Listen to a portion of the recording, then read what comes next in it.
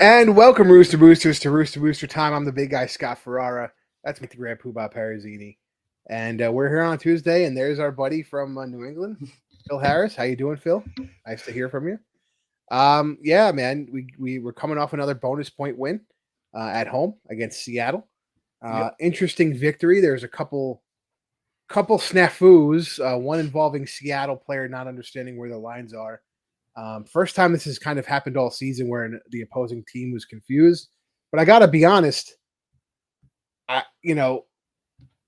if you're downing a ball in your own try zone, you should kind of notice if the sticks aren't in front of you. It's funny. Everybody complained about the lines, but let's be honest. Where were the goalposts? Because they were right behind you, like 4 yards away.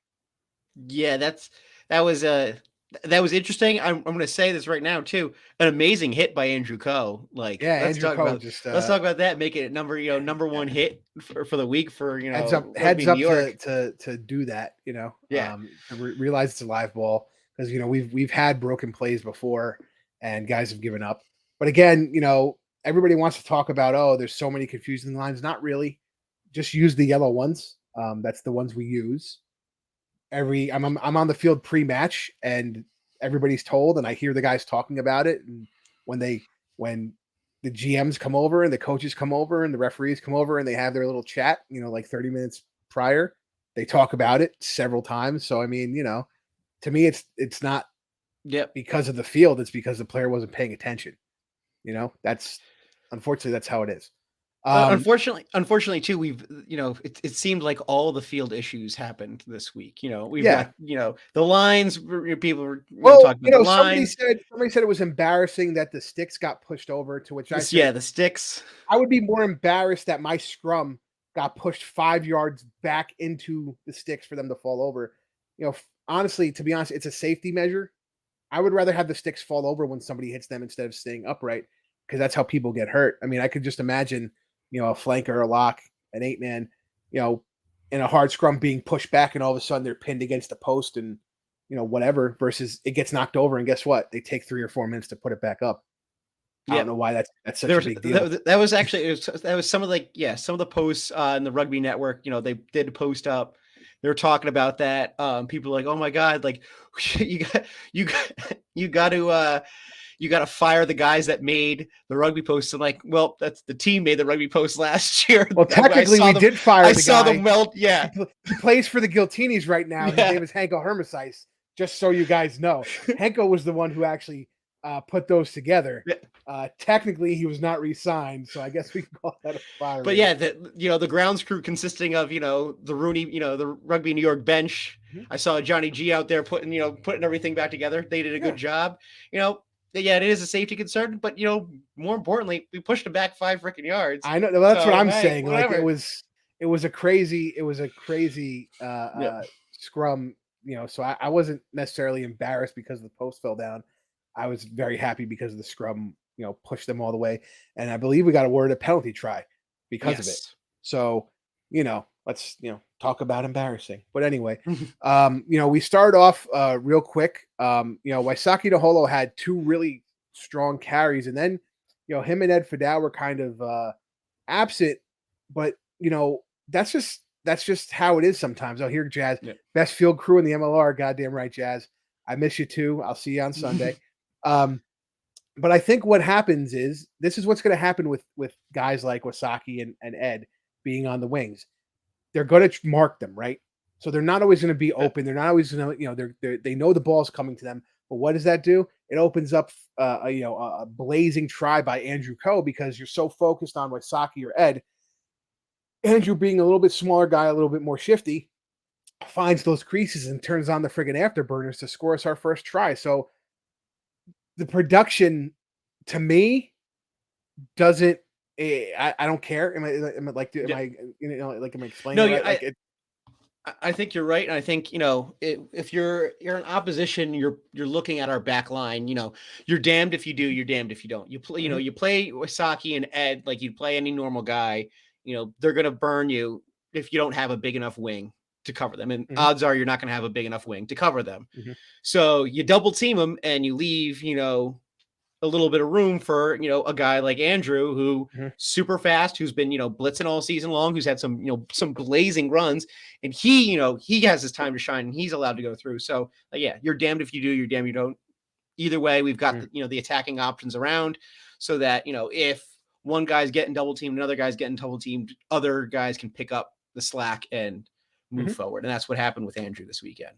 Absolutely. And then we had Jack come in and hit a penalty goal. Well, he hits the conversion for Andrew's try, hits a penalty goal soon afterwards, right off the restart. And then right away after that, I think like 2 or 3 minutes after the restart, Kara Pryor goes off and Antonio Kirikiri comes on. And I believe Seattle's one of their back rowers, I think it was Funaki, gets replaced, which I find interesting that you had 2 players almost in the same position, both go off at the same time, limping. Like that's interesting. Like how many times do we see that? So it's just something I noted when I was watching. And then after that, Will Tucker gets a yellow card and Seattle gets a penalty try for Will, dropping that maul. And it's honestly, Will needs to do better. That's unacceptable. If they're going to score a driving maul, a rolling maul, then let them do it. I'd rather you add a sin bin. I believe for the next like 10 minutes, there's no real scoring.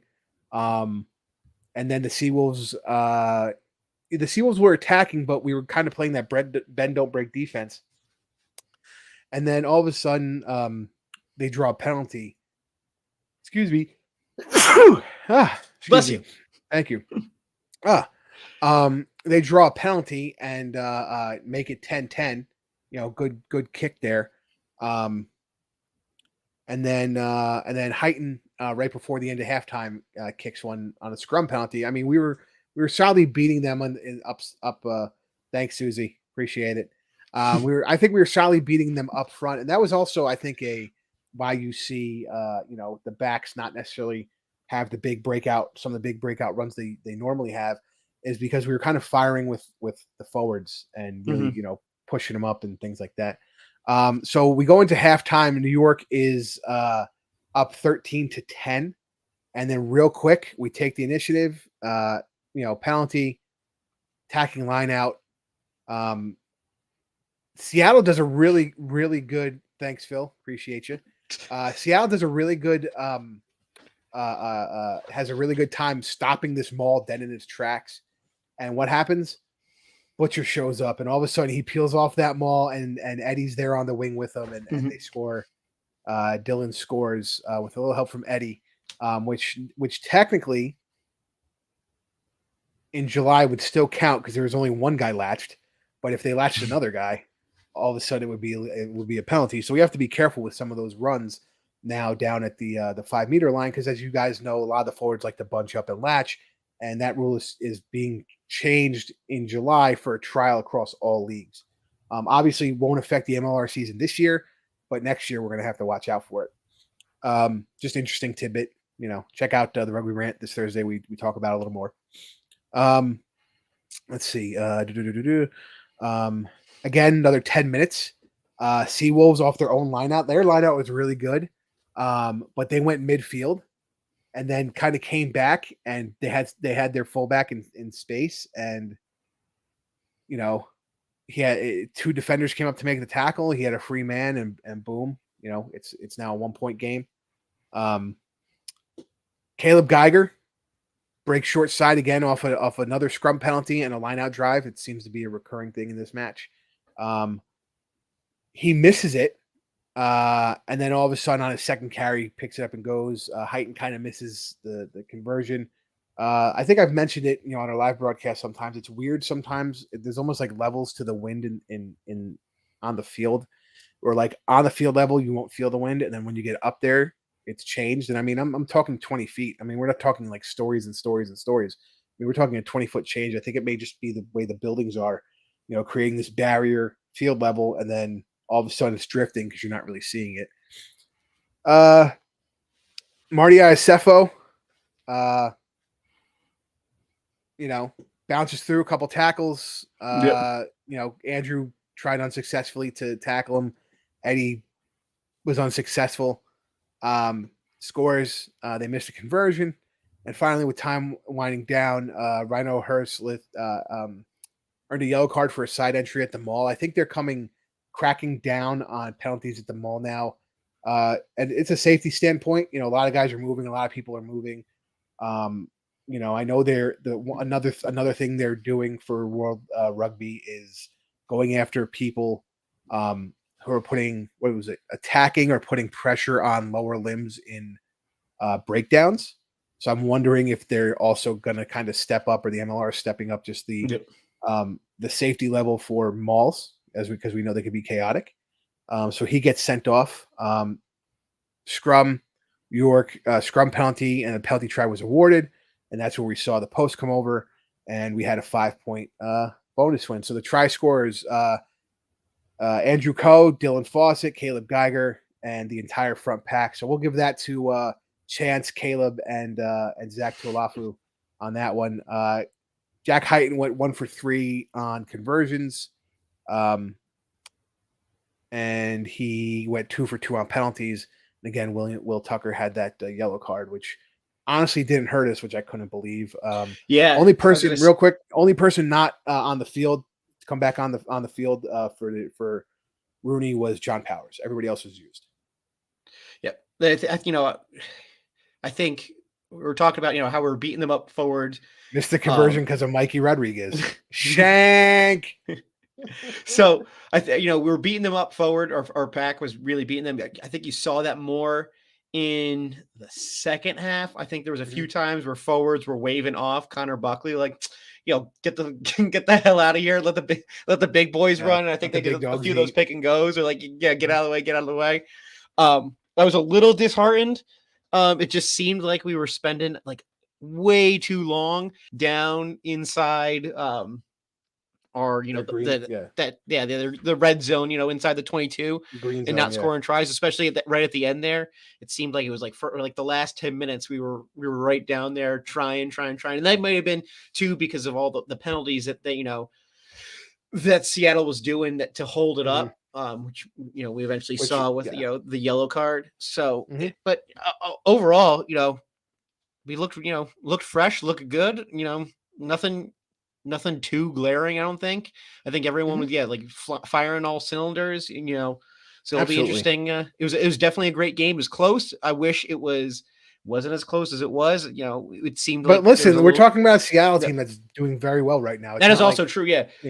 It is a Seattle team. Yeah, that is, that is also a lot of their firing losses, all cylinders. And a lot of their losses have been, low point, or the differentials have been lower.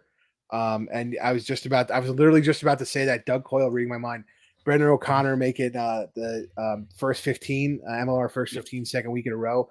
Hashtag BOC. That's what we're doing because he doesn't really not on social media. So hashtag BOC. Brendan O'Connor again with some wild runs down the wing. Taking over where Kara Pryor leaves off, as far as I'm concerned, with those runs. And a guy like Antonio Kiri can do the same thing. So it's fun to watch those guys, kind of just play free, and they always have the wherewithal to know if somebody, is open next to them or whether to go down. Like we rarely see that extra pass try and go from those guys. They're smart enough to go down, and Antonio Kiri came right in and stepped it up on defense. So it was almost seamless. I spoke to Kara Pryor today. He's feeling better. Obviously, I don't really disclose injury news or anything like that. He might be up for selection this week. He might be resting. I'm not really sure. But as far as I'm concerned, it wasn't a bad injury. It's just, I guess it was just kind of an ankle. And let's be honest, he's been playing lights out. So I think it's one of those things. If you get one of those niggles like that, come off the field if you know you're not going to be able to perform, and that behind you can. So I think that's the mark of a senior leader and a senior player and an understanding. And Kara Pryor's been, I got to be honest, Kara's been playing great all season. I think he had one bad matchup against LA, but the entire team did. So you can kind of just say chalk it up to whatever the heck was going on. But his defensive production has been great. He's been tackling. He's getting into breakdowns. Offensively, he's doing everything he always does. And you know what? He's not getting cards. He's not getting into punch-ups. He's not getting penalties because of his temper. And that has changed everything about his gameplay, I think. No, because the Yep. coaches trust him now to put him out there and say he's going to run hard. He's not going to blow his stack, and he's going to stay on the field and not be off for 10 minutes. So I think, it's just a change in his attitude, just a little bit of an adjustment. And heck yeah, I think Kara's had an amazing season with us. Absolutely. I was going to go to the breakdown of the, Mhm. you know, the info that MLR put out. So 4 tries for us, 3 tries for Seattle. Both teams only had 1 successful conversion. So Mhm. wind being a factor. 2 successful penalty kicks for us, 1 for them. We had 57% of the territory. They had 43, 56 possession, 44 for them. 60 tackles made by Rugby New York, 110 made by Seattle. Mhm. We won 12 scrums. They won 7. We won 16 lineouts. They won 9. Turnovers is 2 and 3. Clean breaks. Penalties conceded though. Only 7 penalties we conceded all game. 16 by Seattle. We had the lesser of the handling errors, the lesser of the missed tackles. So it seemed like overall, we were playing the better side, and I think the score showed it. But at Mhm. times it definitely was a little tighter than maybe we wanted it to be. And I think we tempered Reichert Hadding, who's had, Reichert Hadding might be the MVP of the season right now in the MLR. And we kind of tempered his play. And talked to Nate, our buddy Jay talked to Nate. He was happy Benja got the captain. And honestly, I was happy to hear that too. There was changes that came out right before, about an hour before kickoff. I tried to push those guys out to you on social media. So I hope you saw them. And you know what? I like I like the changes that were made. Yep. I'm all about giving some guys rest, and I think we have such a good squad coming off the bench that you can give guys rest in a situation like this. The only thing I didn't like, and it had nothing to do with the Rooney match, is ATL getting that bonus point for being close to New England. So Phil, you should have beat him by 8, so they get the bonus point. My point being, now we're only up by 5 points instead of 6, which is a big difference, because they get a bonus point win and we lose, and all of a sudden we're tied. Or really what we'll have to do is we have to get bonus point wins in the next match, and then the match after that, or at least a bonus point in the match after that, to try and temper whatever ATL is doing to stay in that home field advantage. And all of a sudden, Toronto's creeping back up with some big wins here. So I mean, you never know. What do we Yep. have? 3 matches left. We have a home against ATL coming up on Sunday, away against OGs after that, away against New England after that. So this could mean the difference between 1, staying in the playoff contention, and then 2, whether we get home field advantage for that playoff. Yeah, I'm going to say this right now. Like this, we're finishing off the season, and it's these past 4 games. Say last week, were incredibly tough. Seattle was an incredibly tough team. Got home against Atlanta. That's going to be a tough game. Down in DC. DC's out, but they still want to be play spoiler. Absolutely. You've seen how they've improved, and them playing against us was part of their marked improvement. So before they when they got their first, I think against Utah the week after we played them, they got their first win. Yep. So they're looking to play spoiler and ruin it for us, and then you've got the people that we perennially lose to, unfortunately, New England, which it Drives kills me Mike crazy. drives me crazy every freaking time. But yeah, we got to play them. So 3 tough teams in a row. I think to get 2 bonus point wins would be great. But all right, I gotta address this, Doug. No. I wouldn't root for them if them winning put us in the friggin' playoffs. I'd root for like a tie or a malfunction or something. So we'll get that straightened out. But I think one thing we did, everyone gets broken ankles. yeah, all of a sudden, everybody all of a sudden stubs their toe and they can't play. And all of a sudden it's like, I'm on the field, Mike's on the field, Phil Harris is on the field, Dave McVay's on the field. But one thing we did contend with this week that was something we didn't contend with in previous weeks, and this is something I've noticed, is it was hot, and I don't think the guys were used to it. Yep. Jason Emery was trying to cool off there at the end of the match. There's a nice shot of him with an ice pack on his head, and I think it's just one of those things they were practicing in 40-degree weather pretty much all week, and then all of a sudden game day it was the high 80s Yeah, and humid. freaking So I think it's something you can always plan on, but until you're playing in it, you don't it doesn't hit you. It hits you. I think this week, with the weather being the way it is, and we're going to roll into the same weather in the weekend, I believe. I think they'll be a little more on top of it as far as hydration and stuff. I mean, like I said, as much as you can say you're ready for it, until you're breaking out and running and yeah, hitting people in 90-degree weather, and you haven't done it in a while. You know what I mean? You really haven't done it in a while. It affects you. So, real quick, absolutely. yeah, go for it, Mike. Sorry. I know what I was going to say. It definitely seemed like everyone was, it sucking the wind a little bit. It definitely affected them. It looked like everyone was a little hot. I think, when Antonio came on, you could see him kind of looking around like, oh, damn, like this is hot out. Like, well, I mean, he's been playing in the UK. Yeah. So he doesn't have, he's not used to his body chemistry isn't used to it. And like Jazz said, it was also humid. At my family function, I was sweating my butt off, and Dougie Coyle mentioning Mike Lashley had more hydration breaks, which I think is smart. And I hate how people diss them, because the last thing we need is somebody passing out because they were dehydrated on the field, Yeah. or becoming disoriented, or having like an HIA issue because they were dehydrated. A lot of times people get TBIs because they're the lack of hydration, because now the padding in the fluid padding in between your skull and your brain is there because you're dehydrated, believe it or not, and you get more HIA type of injuries. So Yeah, I think you just have to do it. What's the better thing for, MLR, guys, getting more water and people going, oh, the game's soft, or a guy, passing out in the field because of heat stroke. And all of a sudden we've got more issues about, safety and stuff like that. It's better to, take it safe, make sure that everyone's, hydrated and playing well, so that bad things don't happen. So I'm all for hydration breaks. So before we go into the preview, Mikey, Mike did not get his 50th cap in the MLR. But he is wearing a cap. Mikey, explain why you're wearing the cap. So yeah, this past weekend was the Albany Bootleggers 10-year anniversary on Saturday. So we celebrated 10 years of being a team. We got caps from Gentlemen and Players, the company that made them, the same company that makes the famed British and Irish Lions caps, as well as I think the Wasps get them from there. Gloucester gets them from there. So we're like, oh hell yeah, got some caps. The mayor of Albany, Mayor Sheehan came, made May 14th Albany Bootlegger Day in the city of Albany. So yeah, it was a great time had by all. It was so good of a time that that's why I could not do the pre-match show on Sunday.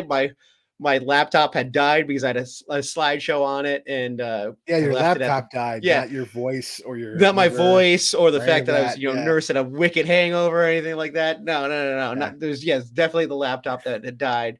But yeah, it was a great time. A little inside baseball. I told Mikey I wouldn't be able to do the show, but unfortunately I was in a church, and Mikey goes, "Yeah, I won't be able to do the show either because I don't think I can get out of bed." I was like, "Yeah." That's I acceptable. was gonna say, we made it. We had to go down and get it to. We had to get my fiance's car from the golf course where we had the party. Good job. Don't drink and drive. Good job, Mike. Yeah, absolutely not. We drove there, Ubered, around. We weren't going to drink and drive. We were going to, stay responsible. And so we eventually, she got the laptop. We got the laptop. We made it to the bar, and I was like, yeah, no, this is not happening. Like, and I was watching while I was in church, so I'm definitely going to hell. So let's preview the game coming up. Obviously, we have ATL at home for our second matchup of the year against ATL. I think what we're going to see is the same thing we saw last time we played them. I don't think there's any big differences between the two teams as far as a gameplay standpoint, in my opinion. Mike, what do you think? Yeah, it's going to be virtually the same, I think. I'm trying to look at, last year. So last year we won at home 31-24. After playing, I think, what was let me look. I'm looking, I'm trying to do it. We won 27-17 when we played them there. Very different game. The first game that we played them last year compared to this year, it was semi low scoring last year. This was, an all, was, running and gunning shootout. I think it's going to be more like, this year. I think it's going to be running and gunning again. I think, these Rooney guys, the few of them that, played for Seattle or played for Atlanta, you want to show up. I think these guys want to hit it to ATL, really stick it so that, it sticks in their memory for hopefully when we play them in the playoffs that they remember, like this, we are the team to beat. So it's gonna be a tough game no matter what, but it's gonna be, I think it's gonna be an exciting game. Last matchup, 36-31 Rooney. Atlanta scored a majority of their points in the first half. I found interesting. Yep. Will Leonard's try, in my opinion, in that match, he got the ball and it was a way of a forward pass. For some reason, they didn't call it. But listen, that's the game we play. And I think they took a lot of they hit one penalty, but you know what? They went 4 for 4 on their conversions, and that can make a difference versus us who we actually had 3 no kicks because we were under, and then we missed 1 conversion. But that conversion can make the difference sometimes. Sam Windsor hit a penalty with 4 minutes. Andrew Coe, had a big interception try. But here's the thing. So Ed Fidel scores with 18 minutes in the last at the 18-minute mark, at the last match. We don't retain the ball, and luckily Andrew Coe reads the play to get an interception try. So I'm just saying it's interesting. Of the way we were playing, we were kind of chaotic, but it was also our second match. First week bye week. Yep. Second week we were away against a good Houston team where we won at the death. And then we played, an ATL team who we had history with, and it's a good ATL team. I mean, Doug asking you, we'll see what kind of tweaks there are. I definitely think there are going to be some tweaks. Like I noticed, I don't know if this is injury. I haven't been following ATL probably as closely as I should have, but I didn't see. Oh God, I see the friggin' kid in my face. The old Rooney prop. Oh my God, Jonas Petrakopoulos. There we go. Yep. I didn't see him on the roster last week, and Will Burke, former Rooney prop, started. Although I do think Alex Mahan, will start over him. So I wonder if Jonas will be in on this one. Evan Minturn starting over Connor Keys. Honestly, depending on that rotation, Minturn, Keys, or Momsen, I think again, kind of like our big 3, you can kind of rotate any of them.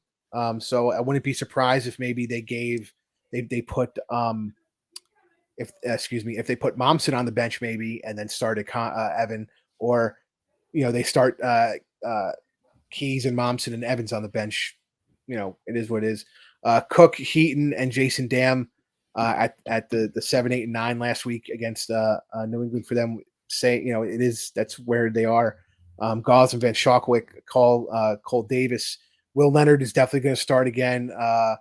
Waidekia is going to start. Holly Davis is going to start, and Della Vega Mendia is going to start. They played the match against New England last week. Like it's almost exactly identical in the matches we play, except for the fact that again, New England, I believe, had another fucking chip kick for a score, which I don't know. Like it seems like nobody can defend against it. I mean, they're picking their spots beautifully when they're doing it, and they're successful at doing it. So they're gonna keep doing it. But I don't know. I think this is going to be a pounder. I don't think it's going to be high scoring. I think we're going to be in the heat. I think it's going to be a pounder. We're going to grind on it, Mike. What do you think? I'm still going high. I think it's going to be a high. I think I want Mike, maybe just you know what, Mike? I'll go fuck off over there. How about that? maybe that's what we need here. We need a little back and forth. We can't agree on everything. I know. I'm just I think, I don't know. Maybe that's just my hope, my wish, and my hope that it's a shootout. I would like to see some great offense. I want to see the backs that we spent money on, wheeling and dealing. Last in the first matchup, besides Dylan Fawcett on a rolling maul, the other 4 tries were all scored by backs. Ed Fidel at the wing, Andrew Coe at the other wing, Jason Emery at the center, and Troy was at fullback at that match. So, that worked out in our favor. That 3 of the 4 wing centers. But I think it's gonna be. I think it's gonna be a big battle up front with the packs. I think that's definitely. That's where it's gonna be. That's where the battle is gonna be fought. I think it's going to be won with the backs, and whoever can utilize their backs to outmaneuver, that's how we're going to win. I mean, from what I remember of watching that match, we did struggle against them up front. I think we have